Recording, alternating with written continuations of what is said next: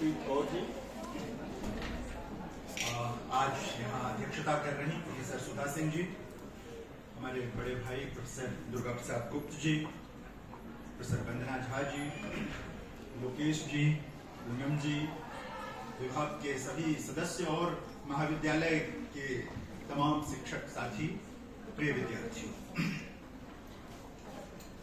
लोकेश जी ने जब बात की थी, मैंने पूछा क्या विषय रखेंगे, इन्होंने कहा कि सर कुछ चाहते हैं कि गंभीर चर्चा हो और विमर्शों की समकालिकता पर कोई बातचीत हो। मुझे अच्छा लगा। फिर इन्होंने बताया था कि किन किन से बात हुई है और सब लोग हैं। मित्रों, इस समय हम लोग जिस कालखंड में हैं, अभी संचालन करते हुए मैडम बता भी रही थी, कई बड़े विद्वानों को उद्धृत करते हुए, हमारे गुरुजनों को उद्धृत करते हुए तो बता रही थी, अपनी एक पृष्ठभूमि बना रही थी। लेकिन हम लोग जिस दौर में हैं, ये विमर्शों का ही दौर है। चारों ओर विमर्श हैं और तरह तरह के नए नए विमर्श भी सामने आते चले जाते हैं। कई बार जिनके बारे में लोग नहीं सोच रहे होते हैं, ऐसी चीजें भी हमारे सामने आती रहती हैं। और एक शिक्षक के रूप में जब हम लोग विचार करते हैं और देखते हैं, तो इसे हल्के नोट पर अगर शुरू करूं, तो हम लोग जब पीएचडी जांचते हैं आजकल, तो 10 में से 6 पीएचडी विमर्शों पर आती है। कम से कम अगर 10 पीएचडी आई तो उसमें से 6 विमर्शों पर केंद्रित होती है।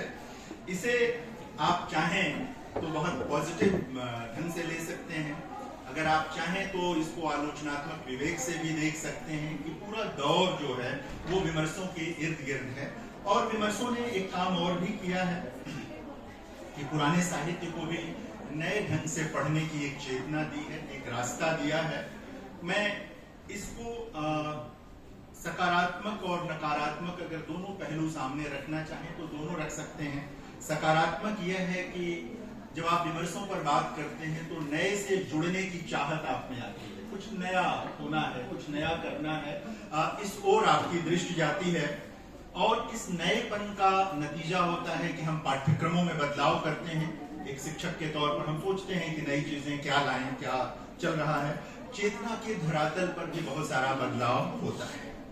नकारात्मक की तरफ अगर आप जाएंगे तो आप देखेंगे कि ये जो तमाम हमारे सामने शोध ग्रंथ आ रहे हैं या विमर्शों के नाम पर, हम चूंकि हिंदी की बात विशेष रूप से कर रहे हैं तो थोड़ा आलोचनात्मक होने में कोई दिक्कत नहीं है, तो वहां पर अध्ययन का बहुत अभाव दिखता है। बहुत सारे जो शोध ग्रंथ हमारे सामने आते हैं, हम सबके सामने आते हैं, वहां पर दिखता है कि बच्चे जिन विमर्शों पर काम कर रहे हैं उनकी बेसिक किताबों तक से ठीक से परिचित नहीं है, वो ठीक ढंग से उसको नहीं पढ़ रहे हैं।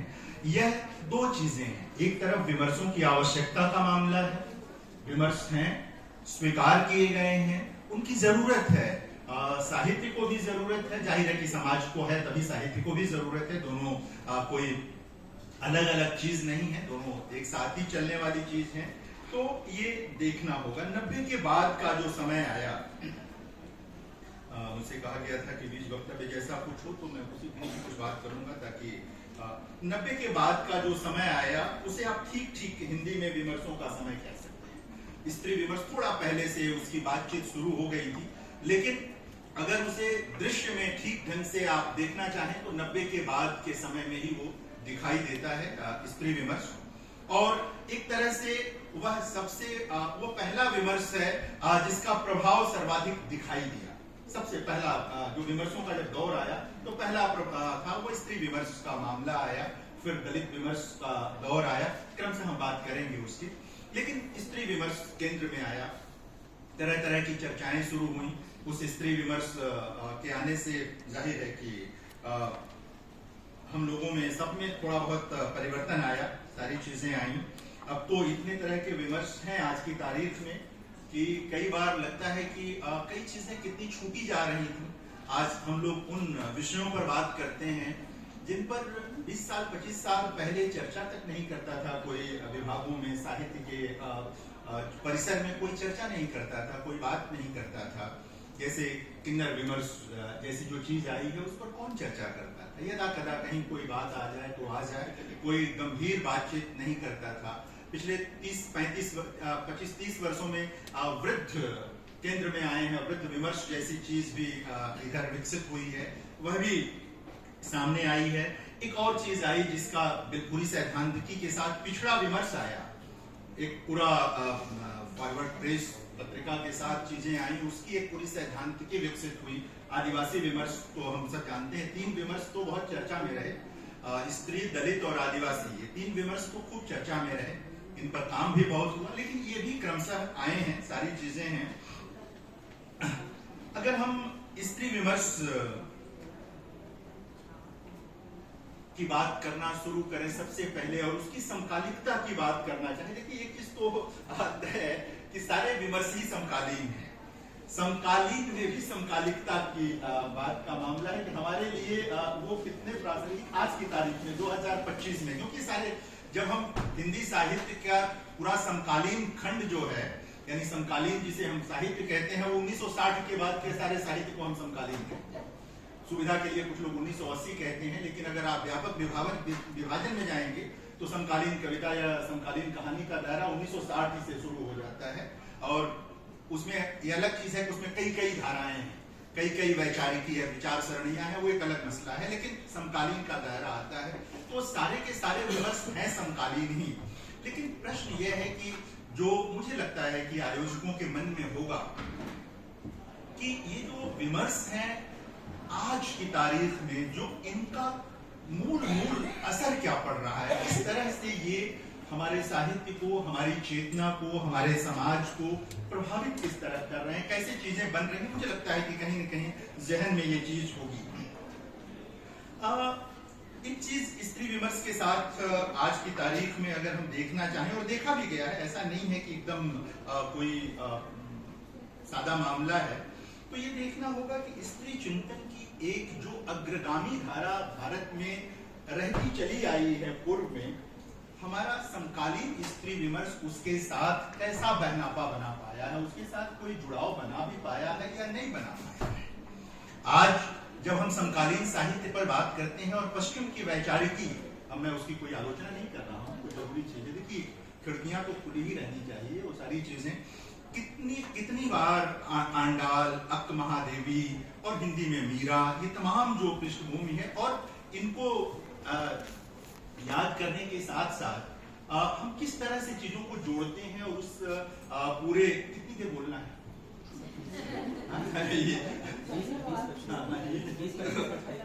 उसके अनुसार चीजों को समेटना भी होगा, हाँ इसीलिए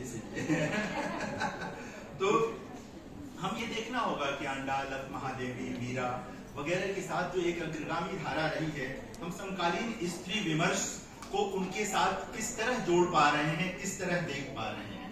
आप जो विद्यार्थी हैं उनके लिए, और सब लोग तो जानते ही हैं कि इस हिंदी में जो लोग स्त्री विमर्श पर काम करना आरंभिक दौर में जिन लोगों ने शुरू किया काम, उनमें से भी बहुत 2-4 लोगों को छोड़ दीजिए तो हिंदी में महादेवी वर्मा की श्रृंखला की कड़ियां की नोटिस बहुत बाद में ली, बहुत बाद में, और वो 1942 की किताब है और उसके सारे निबंध 1922-23 से लेकर के 42 के बीच में लिखे गए थे।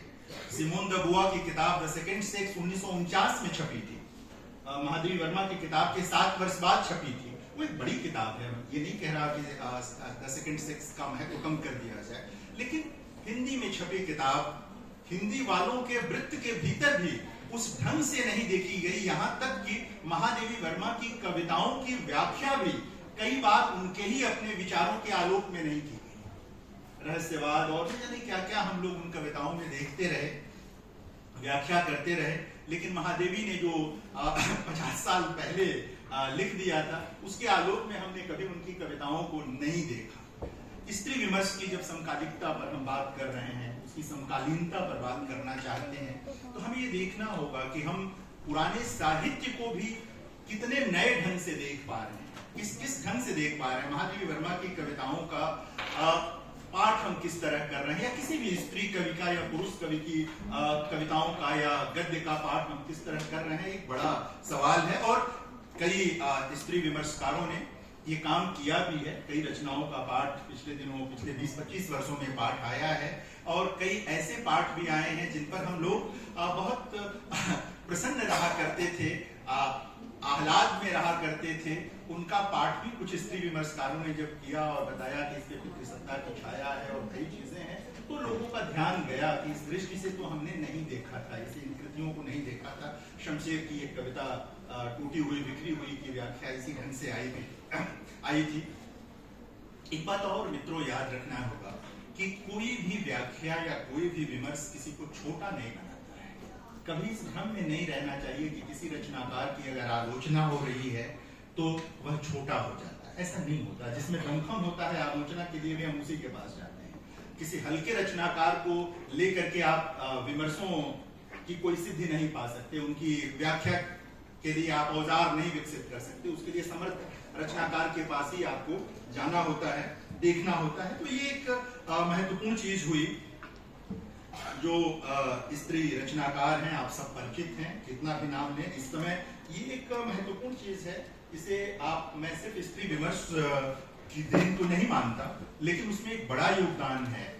अगर कविता के फलक पर आप देखना चाहेंगे तो बड़े नाम कैसे आते हैं? महादेवी वर्मा, कीर्ति चौधरी, गगन गिल, अनामिका। एक पूरे कालखंड में आपको 5-7 नाम से ज्यादा नहीं दिखते हैं, लेकिन 90 के बाद से लेकर अब तक आपको हिंदी कविता में कम से कम 100 अच्छा लिखने वाली स्त्री कवि हैं। यह एक बड़ी उपलब्धि। आप इसे स्त्री विमर्श से जोड़कर देखना चाहें, चेतना के बदलाव से जोड़ना चाहें, जैसे भी जोड़ना चाहें, एक बड़ी उपस्थिति दर्ज हुई है पिछले 30-35 वर्षों में। इसी तरह गद्य में हुई। आप देखें कहानीकारों की एक पूरी लंबी सूची आपके पास स्त्री कहानीकारों की मिलेगी। उपन्यासकार के तौर पर भी जानिए, जो कहानीकार हैं उनमें से कईयों ने उपन्यास भी लिखे हैं। आप एक दौर था जब हम कथा साहित्य में 3-4 नाम लिया करते थे, मृदुला गर्ग, चित्रा मुद्गल, बाद में 90 के बाद मैत्रेयी जी आई तो मैत्रेयी जी का चर्चा होने लगी, फिर ममता कालिया, यही सब कुछ नाम हमारे पास होते थे। 90 के बाद हमने देखा कि गीतांजलि श्री, सारा राय, अनामिका, तमाम बड़ी सूची लेकर के एकदम नए से नए रचनाकार जो भी जिनकी कहानियां आप पत्र पत्रिकाओं में ताजा देख रहे हैं या तमाम वेब मैगजीन्स में देख रहे हैं, वो सब उपलब्ध होकर के हैं। ये विमर्श की उपलब्धि के तौर पर, उसकी समकालीनता के तौर पर ही देखना चाहिए कि उसने वो स्पेस क्रिएट किया है कि जहां पर जिन रचनाकारों को या जिनकी वो लोग देख नहीं चाहते थे, ध्यान नहीं देते थे, उधर देना पड़ा गया। यह एक बड़ी उपलब्धि है और बड़ी चीज है। चेतना का पूरा, सोचने समझने का पूरा नजरिया बदल गया है। बड़ी तादाद में लोगों का नजरिया बदला है, यह देखने की जरूरत है। आप देखें कि जब मैत्रेयी पुष्पा की कहानी फैसला आई थी, वो भिन्न किस्म की कहानी, किस तरह से लोग स्त्री विमर्श में ढूंढते थे कि सिर्फ कुछ प्रेम प्रसंग, कुछ इस तरह की चीजें होंगी, स्त्री पुरुष संबंधों की, वो बिल्कुल भिन्न राजनीतिक स्वर की कहानी थी और एक स्त्री चेतना को स्थापित करने वाली कहानी। और भी बहुत सारी रचनाएं हैं, यहाँ उतना समय नहीं है।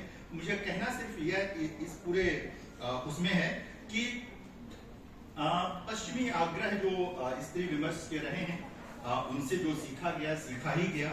बहुत सारे सिद्धांतकारों ने लिया है। हमारे वहां जो एक अग्रगामी धारा रही है उससे भी चीजें ली हैं और एक नया रसायन तैयार किया है स्त्री विमर्श का, स्त्री चिंतन का, और वो हमारे ज्यादा काम का है। याद रखिए कि कोई भी चिंतन दूसरी जगह से लेने में दिक्कत नहीं होती, लेकिन जब तक उसकी अपनी कोई धरती नहीं बनती है तब तक वो फलीभूत नहीं होती। क्योंकि फर्क है। देखिए, भारत में ही स्त्री जीवन एक ढंग का नहीं है, भिन्न भिन्न ढंग का स्त्री जीवन है हमारे अपने देश में, हमारे अपने राष्ट्र के भीतर। पश्चिम में हमसे भिन्न है, कुछ चीजें समान हो सकती हैं। इसलिए जब हम अपनी धरती के लिए, अपने समाज के, इसीलिए आप देखेंगे कि दलित विमर्श के भीतर भी जो उनका स्त्री विमर्श है वो भिन्न किस्म का है, वो अलग है, वहां स्वर अलग है, वो बिल्कुल वैसा ही नहीं है जैसा वहां पुरुष रचनाकारों के साथ चीजें हैं। तो इसको भी देखने की साथ साथ जरूरत है। अब कई चरण आ चुके हैं स्त्री विमर्श के, बहुत आगे आ चुका है वो।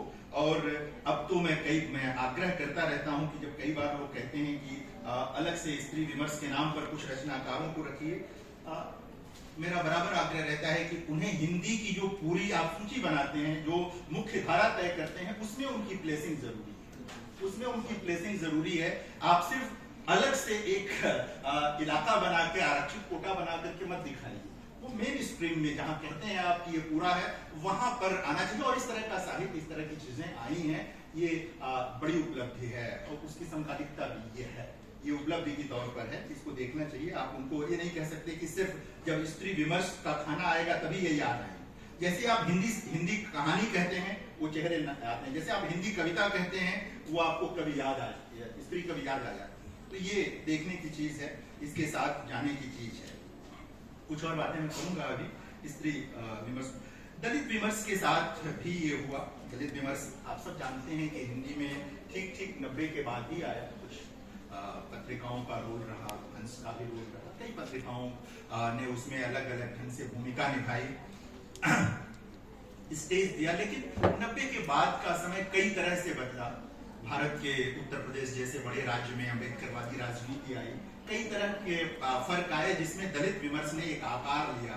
हिंदी में विशेष तौर पर हिंदी में आकार लिया, मराठी में तो उसने एक बड़ा आकार ले लिया था बहुत पहले ले लिया था, जब वहां दलित पैंथर आया और सारी चीजें आई।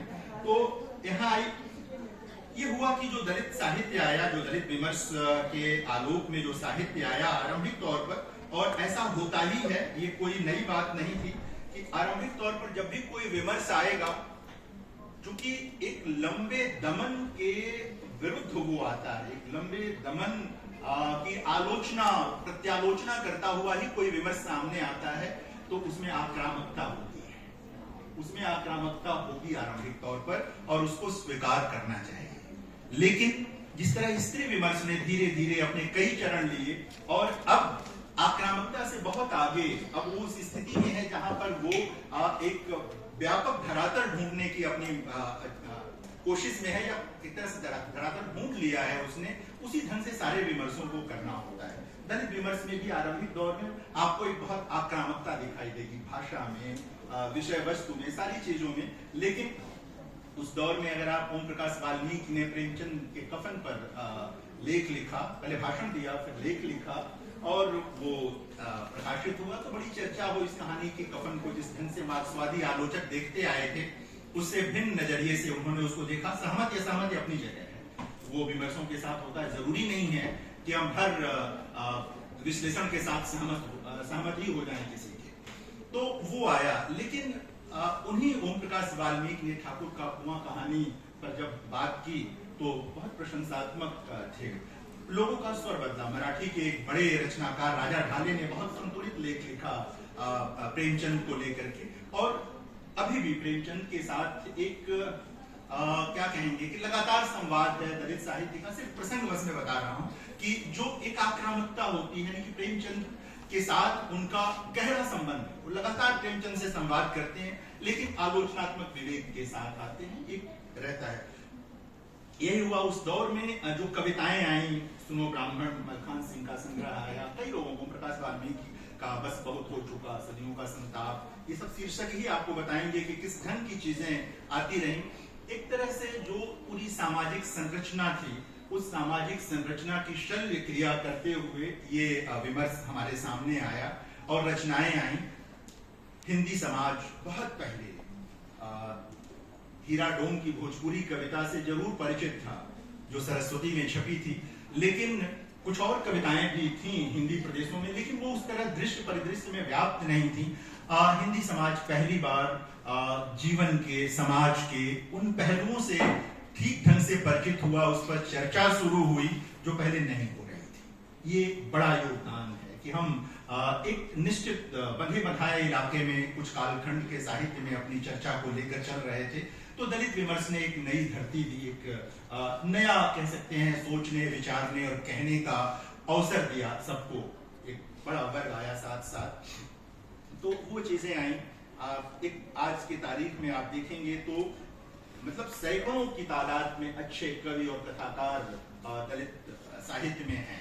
अब वहाँ एक अलग बहस है, उस बहस का मामला आ गया है कि जो भी अम्बेडकरवादी विचार से प्रभावित होगा, क्या वो दलित साहित्य के दायरे में आएगा, या जन्म से ही तय होगा कि कौन दलित साहित्य में होगा या कौन नहीं होगा। या स्त्री विमर्श के साथ भी ये चीज है कि स्त्री विमर्शकार क्या सैद्धांतिकी के आधार पर कोई हो सकता है, या जन्म से ही चीजें तय होंगी कि जिसका जेंडर का मसला है उसी से चीजें तय होंगी। तो ये बहस है, ये बहस जाहिर है कि एक दिन में हल होने वाली चीजें नहीं है। हजारों साल की चीजें एक दिन में कैसे हल हो जाएंगी या 2-4 वर्षों में कैसे हल हो जाएंगी। जो लोग हड़बड़ी में हैं उन्हें हड़बड़ी में नहीं होना चाहिए।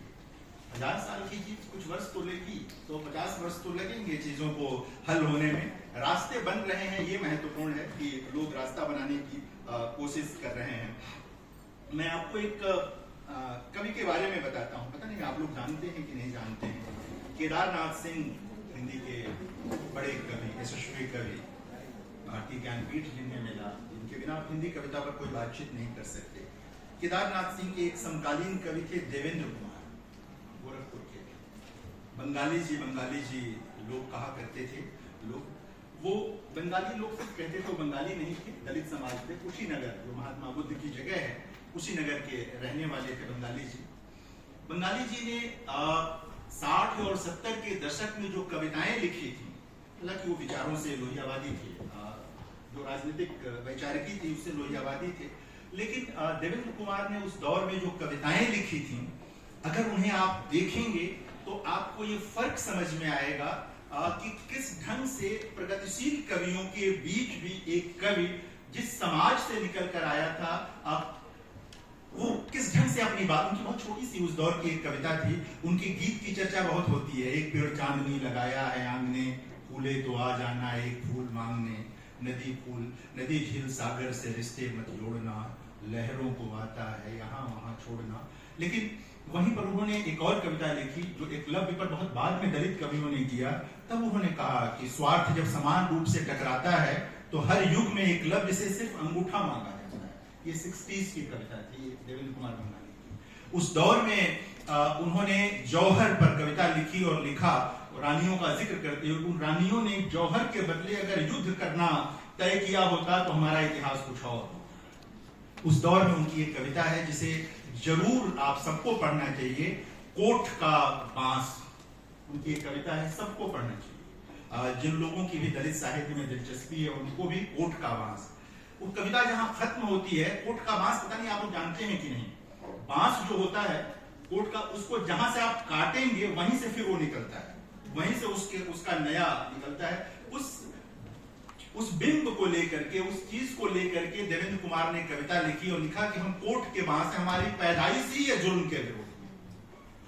पूरा उस दौर में जब हिंदी में दलित चेतना, दलित साहित्य की कोई चर्चा नहीं थी, तब देवेंद्र कुमार ने ये कविता लिखी थी। कहना मैं यह चाहता हूं कि अंतर्धाराएं लगातार बनी रहती हैं। जिस तरह मैं स्त्री विमर्श के समय के लिए कह रहा था कि पीछे से एक अग्रगामी चेतना रही है, तो दलित साहित्य के भीतर की भी कुछ अग्रगामी चेतनाएं रही हैं। वो सही है कि वैचारिक रूप से अम्बेडकरवादी नहीं होंगे, लेकिन चेतना के धरातल पर वो चीजें चलती चली आई हैं। हिंदी में भी अब भी इस तरह के लोग हैं, इस तरह की चीजें हैं, तो ये निकल करके आया, ये प्रसंग बना। आदिवासी विमर्श, दलित विमर्श के बाद बात आई उसकी समकालीनता। आदिवासी साहित्य के साथ यह था, या विमर्श के साथ, कि आरंभिक तौर पर हम सब जानते हैं इस बात को कि आदिवासी जीवन को लेकर गैर आदिवासी समाज के लेखकों ने खूब लिखा। मैलांचल में तो बहुत पहले रेणु ने जो है उस चेतना को दिखाया आजादी के तुरंत बाद के वर्षों में, और एक तरह से वो रेखांकित करने लायक चीज है कि आजादी के तुरंत बाद के वर्षों में कि आदिवासी चेतना का जो विस्तार हो रहा था उसे रेणु ने रेखांकित किया था मैलांचल में। और भी कुछ लोगों ने, अन्य तो आपको 2 दर्जन से ज्यादा बड़ी रचनाएं मिलेंगी जो आदिवासी जीवन पर केंद्रित है। लेकिन 90 के बाद और खास करके 2000 के बाद बड़ी संख्या में आदिवासी समाज के भीतर से रचनाकार आए, और चारों ओर से आए, चाहे झारखंड का इलाका हो, चाहे छत्तीसगढ़ का इलाका हो, चाहे राजस्थान का इलाका हो, चारों तरफ आदिवासी समाज के रचनाकार आए। और उन लोगों ने चेतना का एक और धरातल हमारे सामने रखा। अभी तक हम जेंडर और कास्ट की बात कर रहे थे, जेंडर और कास्ट उन्होंने इससे अलग मनुष्य होने के दर्जे की बात की कि मनुष्य होने का दर्जा जो है वो जेंडर और कास्ट से जुड़ा हुआ, लेकिन अलग से मूल धारा में आने का मामला, जिन्हें हाशिए पर एकदम काट के रख दिया गया था। और कुछ बहुत बेचैन करने वाली रचनाएं आई जिनके बारे में हम लोग कहीं रह के परिचित भी नहीं थे, सोचते भी नहीं थे, क्योंकि जो गैर आदिवासी लोग लिख रहे थे वो छूना चाहते थे प्रसंगों को, लेकिन उनके भीतर जो चीजें थी, उनके अपने मन में, उनके अपने समाज में, उन चीजों से हम लोग परिचित नहीं हो पाए थे। तो वो चीजें निकल करके आई और पिछले 10-15 वर्षों में तो बहुत अच्छी रचनाएं आई हैं आदिवासी साहित्य में, बहुत नवोन्मेष से भरी हुई रचनाएं आई हैं। मुख्य धारा के साहित्य में नवोन्मेषी लोग हैं, हम सब लोग लिखते पढ़ते रहते हैं, लेकिन उधर चीजें ज्यादा निकल करके आई हैं। एक समय था जब निर्मला पुतुल की कविता आई नगाड़े की तरह, तो बड़ी चर्चा हुई उसकी, बड़ी चर्चा हुई कई लोगों के बीच, अलग से स्त्री कवियों के बीच भी उस पर ध्यान अलग से गया निर्मला पर। और ऐसे छोटे छोटे विषय जिनके बारे में लगता था कोई बात करेगा, बकरी और उनके पर बाबा हमको ढूंढना बयान, जैसे लोकगीत हैं हम लोगों के वहाँ चलते हैं, उन सब को लेकर के, पारिवारिक प्रश्नों को लेकर के, गैर आदिवासी और आदिवासी समाज के बीच संवाद को लेकर के, जिस ढंग के गद्य में भी जो रचनाएं आई वो भी, और ये सारी चीजें थी। तो इन सब चीजों ने बदला और इसे मैं ज्यादा मानता हूँ, इन सारी चीजों की समकालीनता को मैं इस रूप में देता हूँ कि हमारे सोचने समझने का ढंग बदलता गया। जो लोग भी साहित्य से जुड़ते गए हैं, मैं 5-7 मिनट में खत्म करूंगा, जुड़ते गए हैं, उन लोगों ने हमारे सोचने समझने का ढंग बदला है, और ये बड़ी उपलब्धि है किसी भी विमर्श की समकालिकता के अर्थ में। जैसा मैं कह रहा था कि पिछड़ा विमर्श के साथ आया प्रेम कुमार मणि और कई लोगों ने इसकी एक पूरी सैद्धांतिकी तैयार की, फॉरवर्ड प्रेस नाम की पत्रिका के साथ जोड़ करके, और उन लोगों ने ये देखना किया कि उन लोगों ने भारत की एक सच्चाई के रूप में, जाति को एक सच्चाई के रूप में बताया, और इसके साथ जोड़ करके आप सहमत असहमत हो सकते हैं। देखिए विमर्शों की जो स्थिति है वो जानिए, आप सहमत या सहमति का रास्ता तो हमेशा रहता है। जरूरी नहीं है कि हम हर विमर्श से सहमत हो जाएं, जरूरी नहीं है कि हम हर साहित्य से सहमत हो जाएं, ये भी जरूरी नहीं है कि आप मेरी हर बात से सहमत हो जाएं। ये बातचीत के लिए है। तो ये आया और प्रेमचंद को भी एक नई दृष्टि से पिछड़ा विमर्श में देखना शुरू किया। प्रेमचंद की नई व्याख्या आई, खासकर जाति के सवाल पर प्रेमचंद को कुछ लोगों ने व्याख्यायित करने की कोशिश की। प्रेमचंद का नाम इसलिए ले रहा हूँ कि वो तमाम विमर्शों के लोग जब आए तो प्रेमचंद को एक ऐसे रचनाकार के रूप में देखा जहां से बातचीत हो सकती थी, आलोचना में भी, समर्थन में भी। तो इन लोगों ने देखा उसे। किन्नर विमर्श की मैं बात कर रहा था। मित्रों, अगर सचमुच वंचना कोई चीज होती है तो वो किन्नर समुदाय के पास ही, वैसी वंचना सृष्टि में किसी के पास नहीं है। मनुष्य की देह पाने के बाद भी मनुष्य की गरिमा से च्युत ऐसा जीवन किसको चाहिए? और सबके पास कुछ न कुछ है, सारी चीजें हैं, लेकिन उनको तो मनुष्य होने की गरिमा भी हासिल नहीं है। ऐसा लोग साहित्य में लोग लिख रहे थे उनके बारे में। कुछ कविताएं विष्णु खरे ने एक दौर में लिखी, हरिश्चंद्र पांडे ने लिखी, फिर गद्य आने लगा। नाला सोपारा पर तो साहित्य अकेडमी मिला चित्रा जी को, बहुत मार्मिक कृति है, बहुत अर्थपूर्ण कृति है। तीसरी ताली, बहुत सारे उपन्यास पिछले दिनों थर्ड जेंडर को लेकर आए। अच्छी बात यह है कि थर्ड जेंडर के भीतर से लोग निकल करके आए हैं, थर्ड जेंडर के भीतर से लोग निकल कर आए हैं। और साहित्य अकेडमी ने जो पीछे 3-4 बड़े आयोजन किए, उनमें पूरे सत्र किए जिनमें किन्नर समुदाय के लोग ही अपनी बात रख रहे थे और वो लोग लिख रहे हैं। तो एक नई शुरुआत उधर भी है कि उनकी बात उन्हीं से सुनी। मुझको मेरी आवाज में सुन, पुरानी बात है, तो उनकी बात सुनने का भी मामला आया। हमने लोग तो लिख ही रहे थे उनसे संवाद के आधार पर, सारी चीजों के आधार पर। यह भी हमारे सोचने समझने को के दायरे को बढ़ाने वाली चीज है। जाहिर है LGBTQ का पूरा मसला है, इस सबको इसके साथ जोड़ कर देखने की जरूरत है कि जिन मसलों पर, जिन विषयों पर कभी हम चर्चा नहीं करते थे, बात नहीं करते थे, समाज की सच्चाई के रूप में कभी कभी कुछ बातें होने लगती थी, अब साहित्य में बड़े पैमाने पर रचनाकार आ रहे हैं, चर्चा हो रही है। अंग्रेजी के तो तमाम पत्रिकाएं इन पर बाकायदा अंक निकाल रही हैं, बात कर रही हैं, हिंदी में भी लोग कर रहे हैं। तो ये है कि हम अपने समय को पहचानने की कोशिश कर रहे हैं इन विमर्शों से, खास करके किन्नर विमर्श जैसे से। खास तौर पर आप याद रखें कि किन्नर लोगों को देख करके लोग हट जाया करते थे, अब धीरे धीरे वो परिवर्तन आया है, लोगों के सोचने समझने में ये चीजें आई हैं। वृद्ध विमर्श पे मैं कह रहा था कि वृद्ध विमर्श आया है और बहुत सारी अच्छी रचनाएं आई हैं वृद्ध विमर्श को लेकर के। बहुत सारी PhD हम लोग करा रहे हैं वृद्ध विमर्श को लेकर के। ये अच्छी चीज है। मित्रों, 3-4 बातें और। स्त्री विमर्श ने जो सबसे बड़ा काम किया वो साहचर्य का एक नया सौंदर्य शास्त्र। कैसे स्त्री पुरुष को कैसे रहना चाहिए, कैसे हमारे बीच संवाद हो, कैसे चीजें हो, वह साहचर्य का सौंदर्य शास्त्र दिया। और यह साहचर्य का सौंदर्य शास्त्र हिंदी उर्दू कविता मिला के चल उठ तेरे साथ ही चलना है मुझे से आगे की बात है। सिर्फ उतना ही नहीं है कि चलना है, और भी बहुत सारे प्रसंग, या मुझसे पहले से मोहब्बत मेरे महबूब न मान, इस प्रसंगों को हटाइएगा तो उससे बहुत आगे की चीज ये जो साहचर्य के सौंदर्य शास्त्र की बात मैं कह रहा हूँ है, तो ये बड़ी उपलब्धि के तौर पर है। इसका प्रभाव आप पुरुषों की प्रेम कविताओं में देख सकते हैं। पुरुषों की जो प्रेम कविताएं हैं, आप क्रमशः फर्क देखेंगे। 80 के आसपास की जो प्रेम कविताएं हैं, 90 के दशक की जो पुरुष कवियों की प्रेम कविताएं हैं, और 2000 के बाद की जो पुरुषों की प्रेम कविताएं हैं, उन पर जो बड़ा फर्क आया है वो स्त्री विमर्श के कारण आया है। मैं मानता हूँ वह सोचने समझने का दायरा बदला है, स्त्री रचनाकारों की उपस्थिति ने भी उसे बदला है। ये एक बड़ी चीज है। दलित आदिवासी विमर्शों ने समाज का जो स्याह अंधेरा था उसके विरुद्ध उजाले का के संदेशवाहक का काम किया है। जिस अंधेरे की ओर हम देखना नहीं चाहते थे या जानते भी थे तो भी उससे अनजान बने रहते थे, उसको दिखाने का काम किया है कि देखो ये स्याह अंधेरा, और किसी और ने नहीं बनाया, ये इसी समाज का बनाया हुआ अंधेरा है। तो जाहिर है किसी समाज को छांटना भी होगा, तो उसको लेकर आए हैं। और वो व्यापक मुक्ति का एक सौंदर्य शास्त्र रचा है उन लोगों ने, और उस दिशा में काम कर रहे हैं। पिछड़ा विमर्श ने सामाजिक संरचना के पुनरीक्षण का काम किया है, वो कर रहे हैं, देख रहे हैं। वृद्ध विमर्श ने पारिवारिक संबंधों में जो ऊष्मा की वापसी हुई है उसका काम किया है। चाहे अन्य कारणों से आजादी के बाद से धीरे धीरे जिस तरह पारिवारिक संबंधों में ऊष्मा खत्म होती चली जा रही थी, वृद्ध विमर्श ने पुनः हमें सोचने के लिए बाध्य किया है। वो ऊष्मा लौटी है कि नहीं लौटी है ये अभी आने वाले वर्षों में तय होगा, लेकिन सोचने के लिए हमें किया है, एक मार्ग बनाया है। और किन्नर विमर्श में मैं कह रहा था कि वंचना के अंतिम छोर पर खड़े लोगों को मनुष्य का दर्जा दिलाने की कोशिश उस विमर्श में है। यह उसकी यही उसकी समकालीनता है, हमारे सबके लिए है।